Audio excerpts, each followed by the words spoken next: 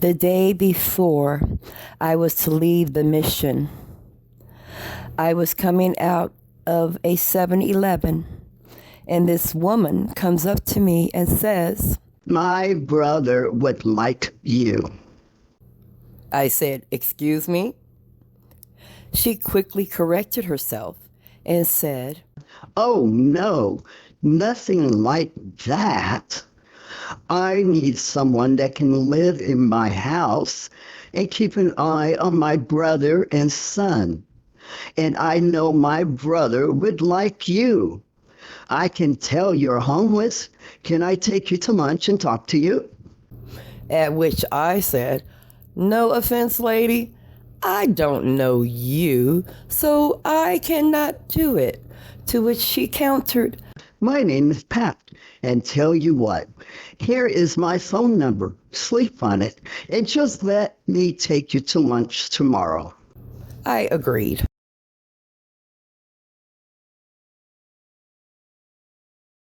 The next morning, when I was walking around the mission, I was debating still if I was going to call her.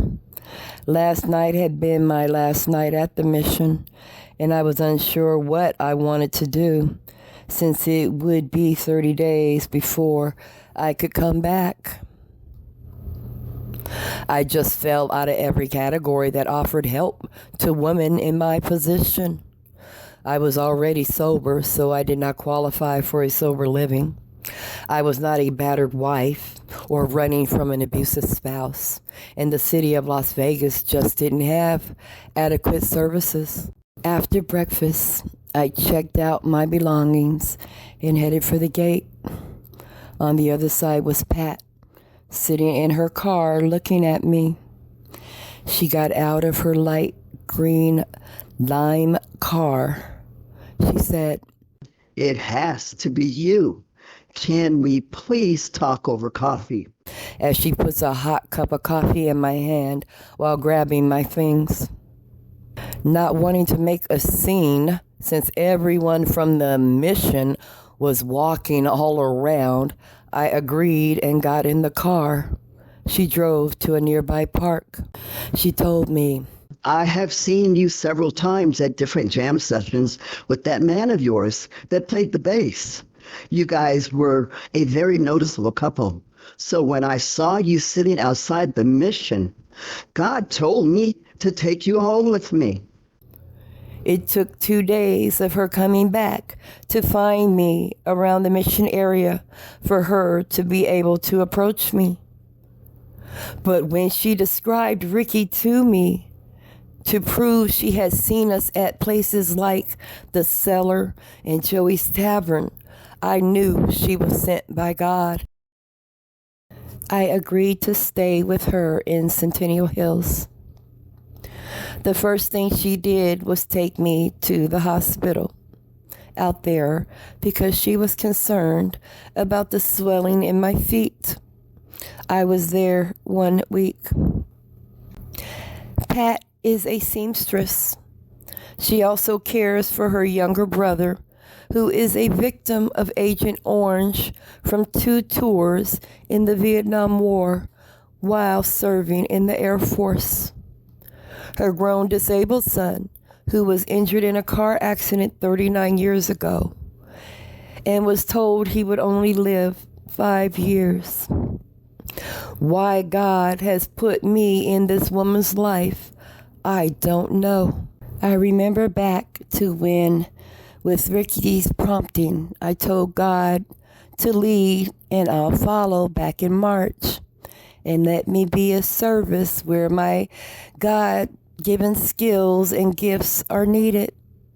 I had no idea at the time Ricky Carroll would not be a part of that prayer we prayed together. The stories and history this 74-year-old beautiful woman has told me about her mother and family in just the last 24 hours has been so educational and funny. Stay tuned, a new chapter has begun.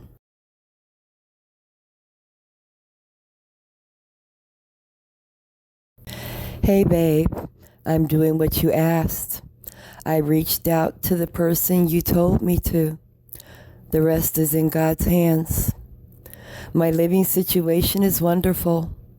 Health-wise, I am improving.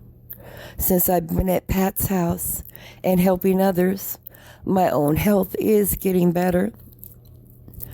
I was going through all our pictures again and all the fun we had and the so many places we went. Thank you for always being there and teaching me how to love God and myself, which made it easier to love others. I miss you.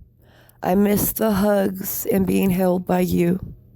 I think that is the hardest, not being held and told that everything was going to be all right. I love you, and because of you, whoever God has for me next will reap the benefits, as you said. I see your presence all around me.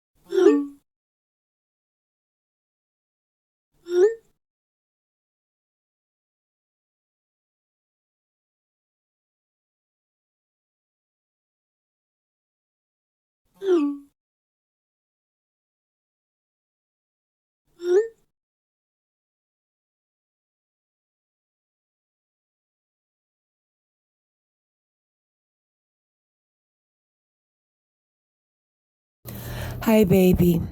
It's been 4 months without you. I'm doing good, considering. The cervical spondylitis is kicking my butt.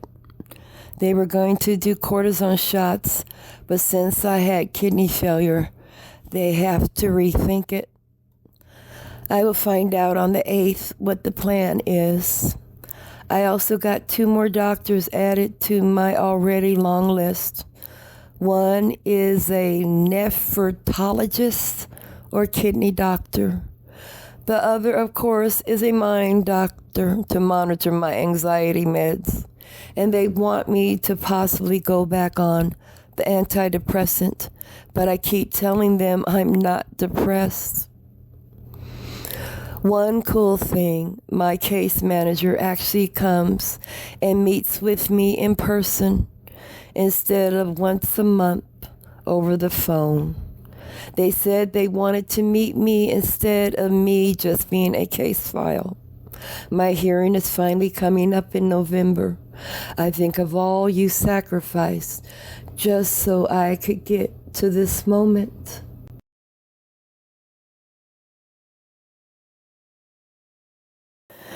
I'm in a beautiful home where an angel took me in, and all I have to do is watch her 65-year-old disabled brother and 50-year-old disabled son and make sure they don't kill each other.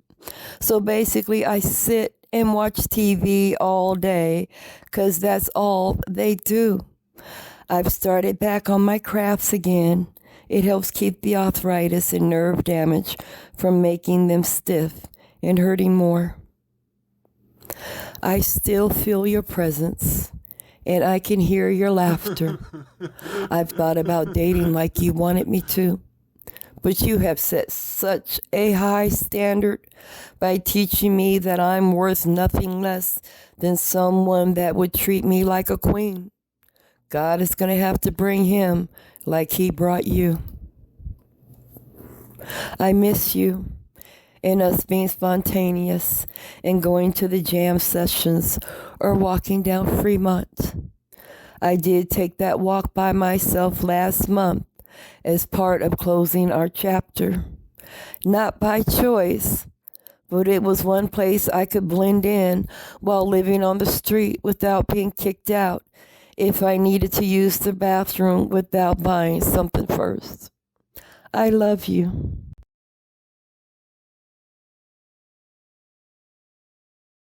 I get the fun privilege of picking up my new walker today. I guess I should take that as a clue that I may not stop using it and just cross it off my list of things to ask the doctor at this moment. As long as I have an unbalanced gait, which is a loss of balance. I tried to get an appointment for tomorrow for a sharp pain under my right shoulder blade in my back, and the nurse told me to hang up and call 911. I am really sick of my history, because when we were going over everything I have been through just in the last 2 years, if I didn't go through it myself, I wouldn't have believed it.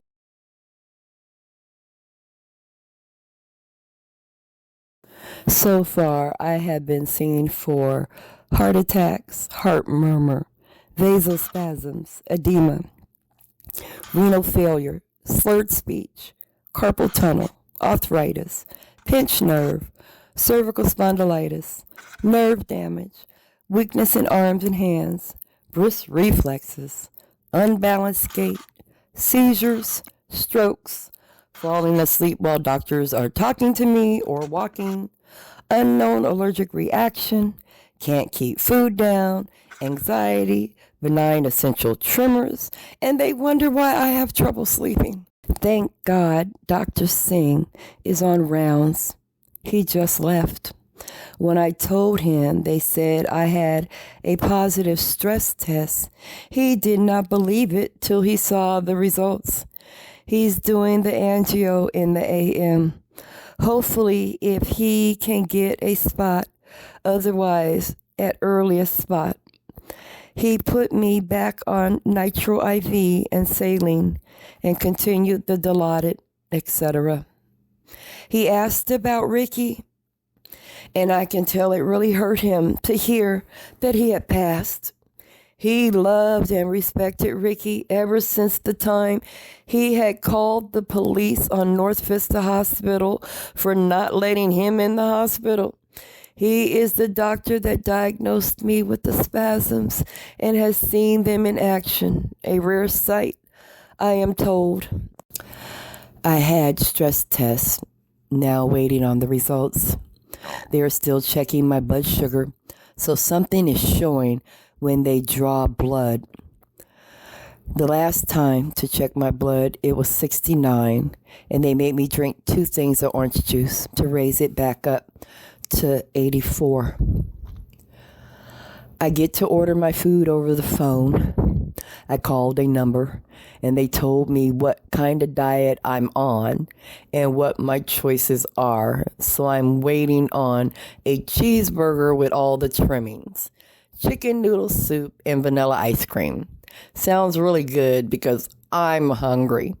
They did an ultrasound also on my chest, and we'll have those results later. The MRI was okay. The angio was okay. No new issues. I was actually told I could go home. But before I could leave at 3 p.m., all hell broke loose. I took 1 sip of Diet Coke and threw up. And it triggered not being able to do anything, no matter if I tried to eat anything or if I tried to say anything or even if I opened my mouth to take a deep breath. I ended up throwing up anything and everything until there was nothing left. My headache got so bad that if I moved, I would throw up from just the pain. They finally got that to calm down this morning. And right now, I'm trying to eat some vanilla ice cream. They are checking my blood like every 3 hours to see if it is blood sugar. But so far, it's nothing outside the ordinary that medications wouldn't do. So they have ran stomach x-rays to see if there's anything going on in the stomach that was hurting me. The only medications they added that I was not normally on was to protect my kidneys, and it should not have this effect. Pat came by to see me last night. She stayed and filled me in on what I missed at the house until it got to the point I couldn't take any more laughing and started throwing up again. So far, the meds they gave me at 9 this morning has kept the ice cream down. The stomach med, Phenagrin for nausea, the Dilaudid for the headache, my basic meds, nitro patch, paste, gabapentin, atorvastatin, aspirin, and vitamin D. I am praying this passes very quickly. A lot of people came in overnight. It's a lot more noisy today. Or it's a good sign that I'm not so sick that I can hear what's going on around me. Well, I have a busy month coming up. Tomorrow I meet with the neurologist to decide if he agrees with my pain management doctor on the treatment for my back on the 8th. And then I have to meet with the pain management doctor and then to decide what course they are going to take on the 13th. And I have to meet with my attorney to get ready for my hearing on the 20th of November. I have to call and make a follow-up appointment with Dr. Singh if they give me permission to go back to him. I have to call the new primary doctor I have through the Medicaid so that I can get that set up and have TRICARE as my secondary so there are no co-payments. On the 11th of November, I have to do a sleep study to make sure I am not having many strokes while I'm sleeping. I'm trying to have faith. It is so hard. Hopefully, it will be over soon. I looked at the phone bill today. I'm 2 months behind again, and I'm just praying that it can stay on long enough so that I can get through this ordeal, getting ready to come up. So still no notice or phone calls of being late. I discovered while going through my clothes that I have no winter clothes because I lost those when I lost the storage unit. I am still so disappointed in that. When we put the stuff in storage after we were evicted, it was supposed to be temporary. The last day I saw Ricky alive, when he was taking me to my doctor's appointment, he told me he had gave one of our friends, who I will not name, enough money to go pay the storage unit for 6 months. I do not believe he lied to me. All I know is when I finally did get to the storage unit, the payment had not been made and had less than 30 days to pay the past due and current, which I could not.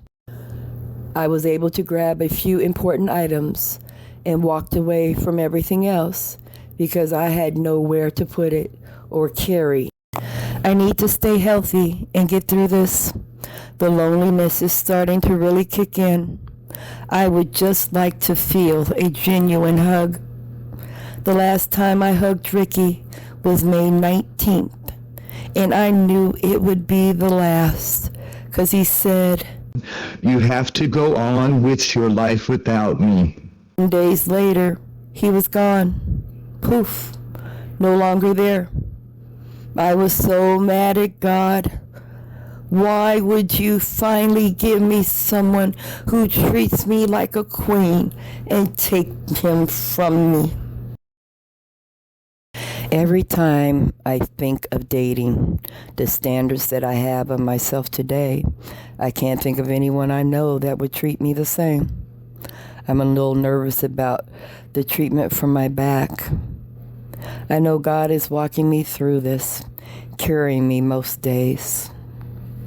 I already saw a place I want that I would be able to afford, and Pat and I have been picking out wish list clothes that will be part of my makeover. I haven't decided what I'm going to do with my hair yet. Ricky loved it natural and curly. Still got to think on that one.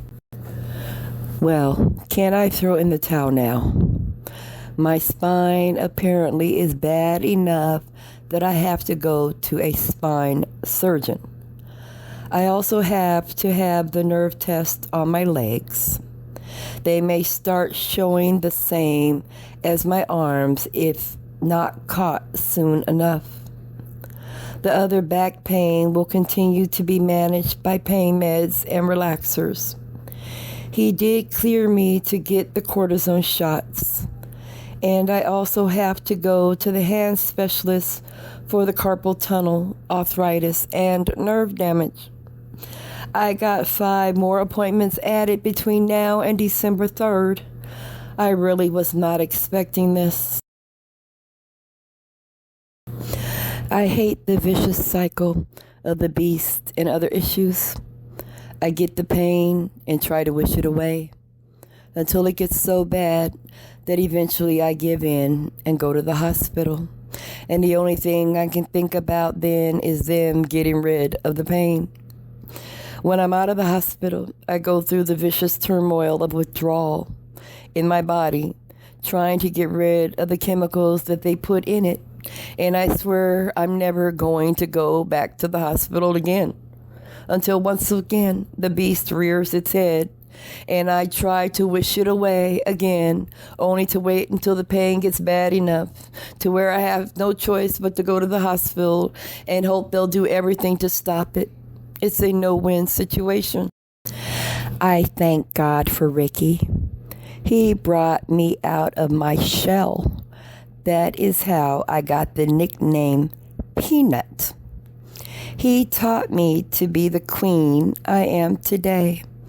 He nicknamed me Peanut because I used to imitate Jeff Dunham's Peanut when I used to turn and look at him and say, "Am I pissing you off, Ricky?" Peanut became my alter ego, the one that had the courage to say my true feelings. I used my Peanut post to express my thoughts that I was afraid to say. I had created a Facebook page for it and had a whole series that Ricky inspired. I closed that page down after Ricky passed, but I did keep the series I posted. I'm a little acorn brown, sitting on the cold, cold ground. Nobody ever picks me up. I'm not a pickup, I'm a nut. I'm a nut. I'm a nut. I'm a N-U-T-T nut. Call myself up on the phone just to hear my golden tone. Ask myself out for a date. Can't be later than 8:30. I'm a nut. I'm a nut. I'm a N-U-T-T nut.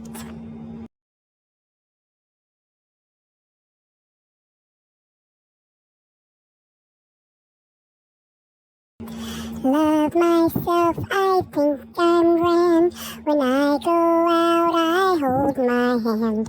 Wrap my hand around my waist. When I get fresh, I slap my face. I'm a nut. I'm a nut. I'm a N-U-T-T nut. Peanut shells. Spiritual. What do I do when he is down, discouraged, disappointed, defeated? He doesn't need me giving a lecture or being a spiritual cheerleader. He doesn't need me pointing out the problem or stating that he failed. None of those actions are spiritual at all. First of all, I pray to God on his behalf, not a simple God help him, a detailed plea of what is going on with him, even if I do not know the cause, because I know that God does. Then I thank God for answering my plea. I do not bring it back up with him. I then make an effort to point out all the good things that he does do, such as going to work and providing the things that we need. I also thank him for everything he does, no matter how small it is, such as opening the door for me, helping me with my coat, giving me a piece of gum, buying me something I need, doing something around the house that I would normally do. When my man is down, I know that he is already beating himself up inside. There is no need for me to add to that misery. It is my job to uplift his spirits as best as I can. I do not point out things that I think that he should be doing to enlarge his spiritual life. What I think and what God's will is are two different things. I never bring up what another man is doing spiritually as an example for him. Nothing makes my man feel worse than being compared to another man, whether it be friend, brother, father, son, or pastor. I then continue to walk the way I talk and try to be an example for him. Nothing encourages my man more than seeing that what comes out of my mouth is the way I act. Have a blessed and wonderful day. I love you. Peanut. Peanut shell. Intellectual. I'm personally a very intellectual person. I may not always be the smartest berry in the bush, but 99% of the time, I usually think that I am. What do I do when the relationship is one-sided? I'm the affectionate one and my man is not. First of all, I was the not affectionate one for most of my life. I was considered a cold fish. I was considered cruel with my words. I could turn my feelings off with the blink of an eye. If I got a hug, I didn't give it back. If he wanted to hold my hand, eventually I'd find a way to get my hand out of his hand. If I was giving a compliment, I would apologize. If I was told something looked really good on me, I would never ever wear it again. I refused, and I was determined to not have any feelings or show any affection. I actually wanted to be Spock from Star Trek. He was my role model. Then God happened. And all those years of walls got brought down brick by brick. I was taught, not left of my own, to figure it out, how to have a relationship with God, which taught me how to love me, which in turn taught me how to love my man. I read a lot. I have read books on men, how they think, how they act, how to please them, how to drive them wild in bed. If it's been written, I've read it. My man shows affection in many different ways than I do. I kiss, squeeze, touch, write, say, text, clean, cook, wash, ask, obey, and please. My man's logical aspect of affection is going to work, paying the bills, buying the food, the clothes, buying needs for his car, gas, insurance, buying things for around the house, furniture, lamps, light bulbs, TV, working on a project around the house, and never reading instructions until he has at least tried to do it once without them. I do not nag him for how God made him. I was made to be my man's helper, not mother, teacher, or lecturer. I continue to walk by and give him that kiss on the cheek, touch on the back, squeeze on the leg, arm, or leg touching him as we sleep. Note in his pocket, text while he's away, house clean, clothes washed, meals cooked, smile on my face, joy in my heart, compassion in my eyes. All the while knowing and understanding that I changed by the examples that I saw in my life. When I tell my man every single day how handsome he is, after he gets past the I know attitude, he actually will start believing that I really believe he's handsome.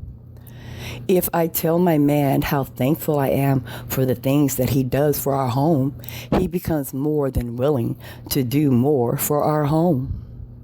Men are born competitive, and that is not the stronger than can do better than competitive with their woman that society wants women to believe. What I mean by competitive is the more I tell my man how much I appreciate, the more he sets out to prove how much more I can appreciate him. Affection falls into place the same way, and it takes time. Have a blessed and wonderful day. I love you, Peanut. Peanut's shell, mental. This is my favorite one. I love doing for my man. Over a 30-day time frame, each day I write down one thing I appreciate about my man each day, such as, number 1, his love for God. Number 2, his love for me. Number 3, his love for his parents and siblings. Number 4, his love for his children. Number 5, his love for our pets. Number 6, his going to work even when he doesn't want to. Number 7, his sense of humor. Number 8, how he makes me laugh. Number 9, how he knows how to put a smile on my face.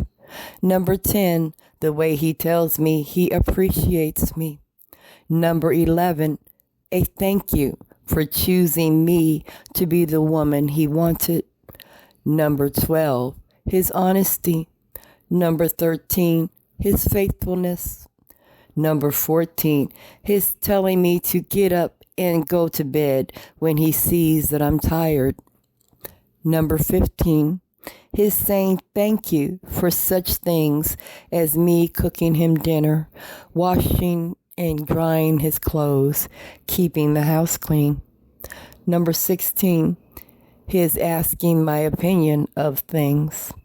Number 17, his picking up after himself. Number 18, a way he shows affection. 19, his being responsible. 20, his concern about my well-being. 21, his humorous, sarcastic comments. 21, the pride he takes in his appearance. 23, telling me where he's going. 24, asking me if I need him to pick up my prescriptions. 25, telling me when I look nice. 26, making sure the door is locked when he leaves. 27, acknowledging my text when he's able to. 28, not pointing out the one thing I didn't do that day. 29, using the words ours and us. And 30, the way he tells me what is going on with him. I then take about a week and put each one on a 3x5 card, usually a different shade of his favorite color, and then wait for him to leave for work. I then place them all over the house, some in plain view, others in places I know he will eventually go. Bathroom drawer, refrigerator, his desk, under the remote control. You get the idea. Have a blessed and wonderful day. I love you, Peanut. Peanut's shell. Emotional. I am a writer. I love to write. I love to express myself on paper. So about once a month, I'll leave a love note, a love letter, or card expressing how I feel for my man. Here is an example of a simple love note. Good morning, Big Daddy. I had always wanted just one person to love me and accept me just the way that I am. Over the years, our friendship grew. We became best friends, and who would ever know that in God's design, that one day I would be yours and you would be mine. Love me. Have a blessed and wonderful day. I love you, Peanut.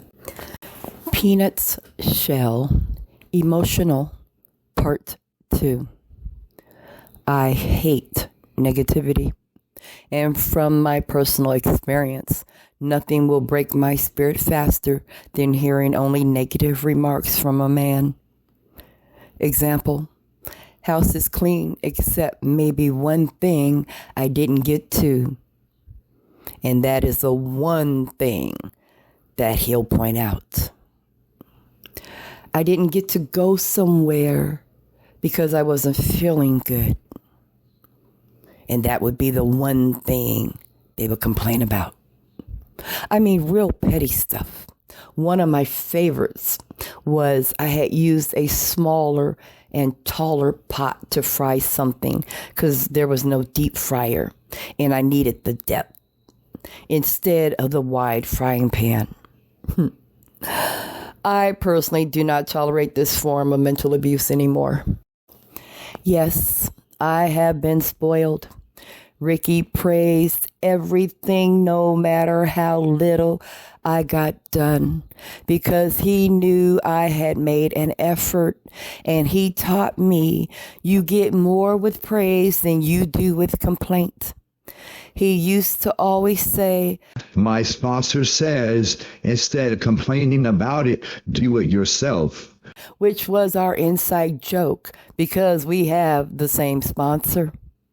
Have a blessed and wonderful day. I love you, Peanut. Peanut's shell, intellectual. Peanut says, say something simple. Just look him in the eyes and say, you know you are my dream come true, right? Or you can write it on a piece of paper and put it somewhere he will find it if you can't seem to say it. Have a blessed and wonderful day. I love you, Peanut. Peanut's shell, spiritual. I ask God to give me a gentle and patient heart as I lift my man up in prayer, and that God shows me how to treat him. I learned long ago from my sponsor buddy, if I want something in my man to change, to ask God to change me, not him. Have a blessed and wonderful day. I love you, Peanut.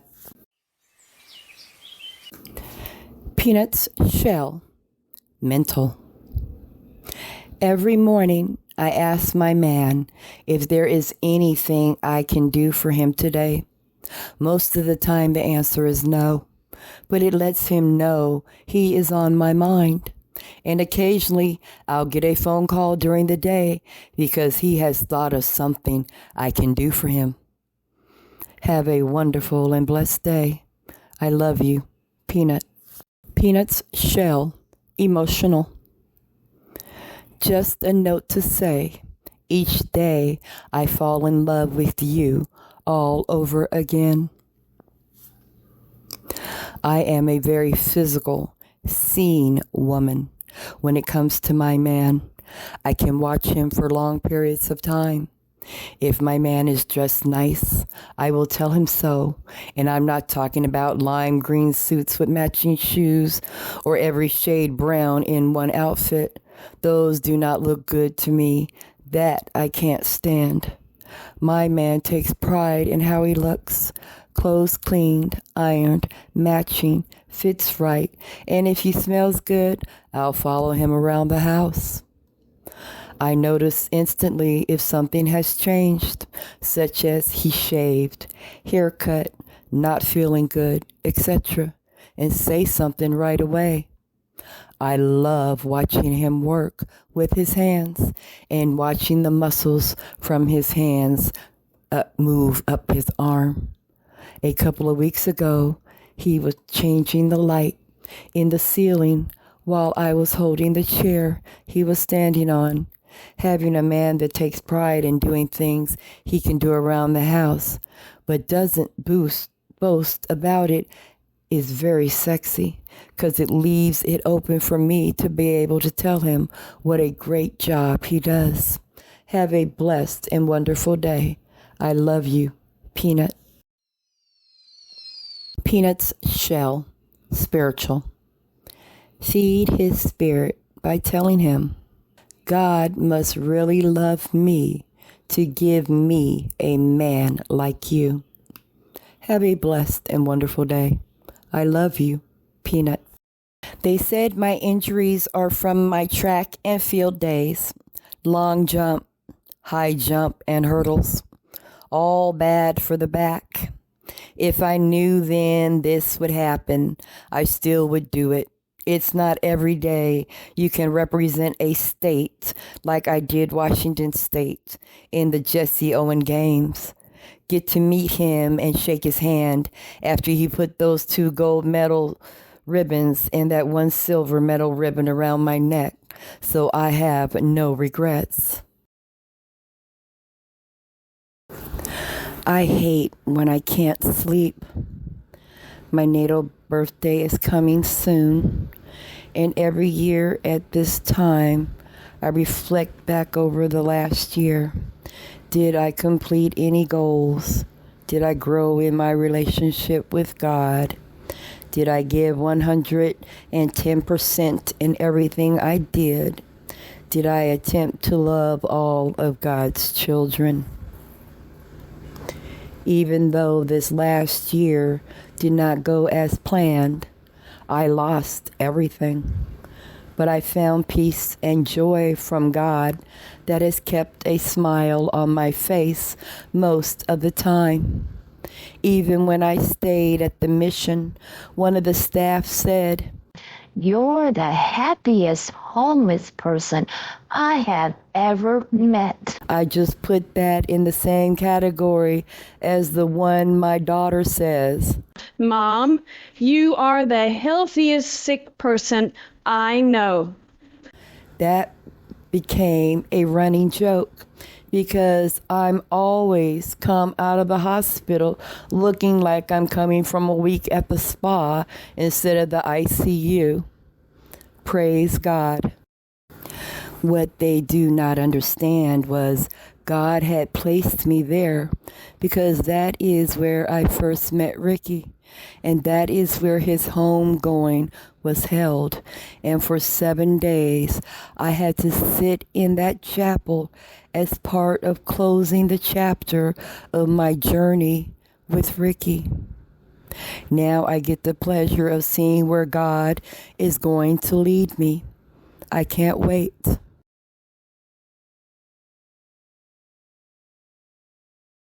My sister Nicole D. passed from congestive heart failure. Another angel from my life. She passed on October 13th.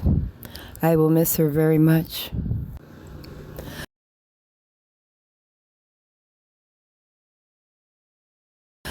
Woke up in tears this morning with the passing of my sis Nicole yesterday. It is just one too many for me. She makes the 5th person this year of someone that I spoke to on a daily basis. Emotional stress is not my friend with the vasospasms, but I must carry on. Have a meeting with my attorney to prepare for my hearing next month. Appointment with attorneys went well. While I was listening to them go through my health issues and reading what the doctors had sent in, I was thinking, who can go through all that? I do? She said that? When they read me the state psychiatrist report, what is that? Some of the reports had results that have not been told to me yet because I'm still undergoing tests on my back, which I still have to have another MRI on, my lower back, nerve function test, and ultrasound on my legs, and I've been referred to the spine surgeon and hand specialist. I praise God for walking me through all that has happened health-wise. He didn't have to, but he did. Haven't felt too good today. When the weather can't make up its mind and keeps going back and forth from hot to cold to hot, it affects my health. Normally, from the way I felt, if I would have called my doctor, he would have told me to come in. But I'm not trying to spend the weekend in the hospital, especially since I have a cardiologist appointment on Monday. I actually slept through the football game. Apparently, it's affecting nature as well. I'm looking at some trees that usually this time of the year loses their leaves, and it looks like flowers on it are starting to bloom again. Right now, I'm sitting outside, and it feels great, cool with some wind. I love the wind, unless I'm wearing a short dress. At least my fever broke. Now I'm just need the tightness in my chest to ease up so I can manage. Thank you, God, for finding favor in me to see 50 years. Only He knows how hard I tried not to. I am forever grateful to Ricky, who led me to God. Even though God called him home shortly afterwards, I know that I will see him again. Hi, baby. Well, as I come up on the 5-month mark of you being with God, a lot has happened. I made it to 50. While looking through our pictures, I noticed that we always wore the same color. I haven't been to any of the jam sessions since you've been gone. I miss holding your hand or feeling your arms wrapped around me. I really miss how you used to talk to me. I know you're looking down on me. The day we had picked for our wedding is coming up. I believe I'll be able to get through it. I love you. I miss your presence, but I feel your spirit.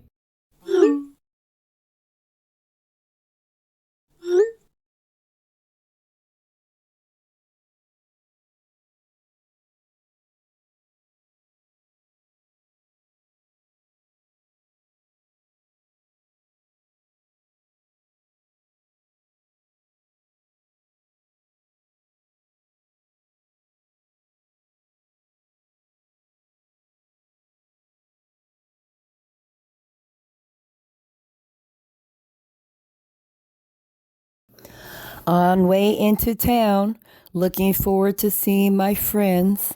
I've been out at Mama Pat's for 2 weeks straight. I am so blessed to have God put her in my life. She has really helped me walk through the grief, having lost 2 husbands and 2 children. The one thing she stresses is the feeling itself never leaves. It just gets easier to walk through.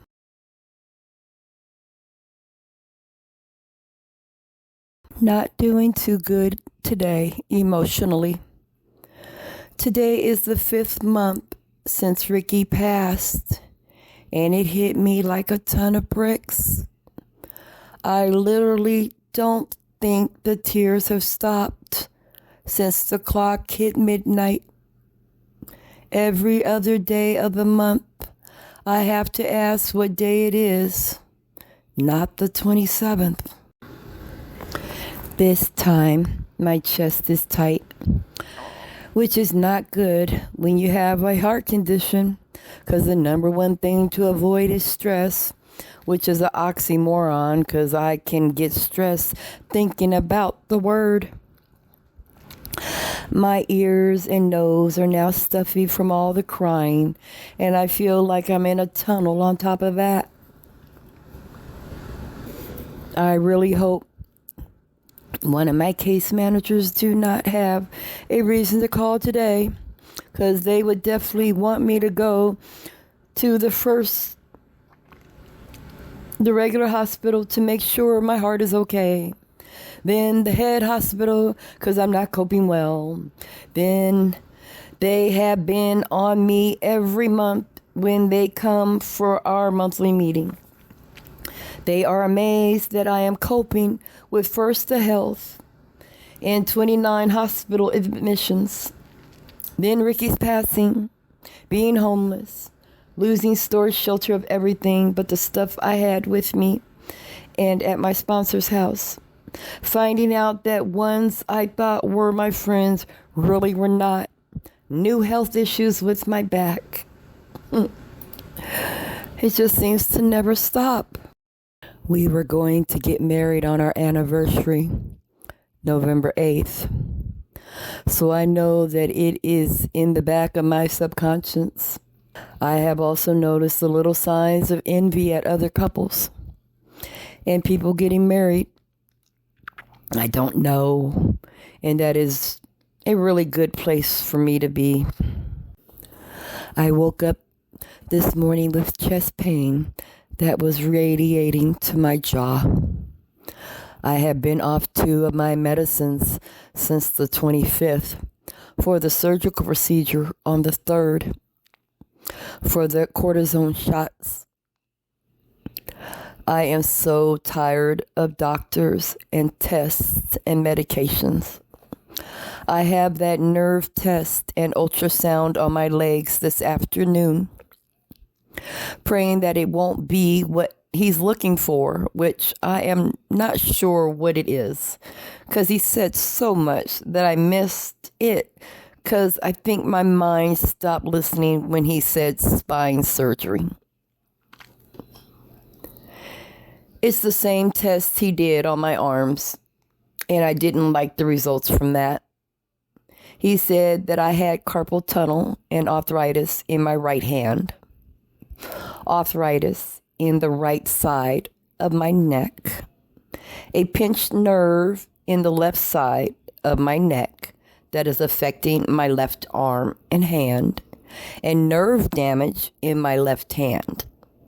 I am so tired of doctors and tests and medications.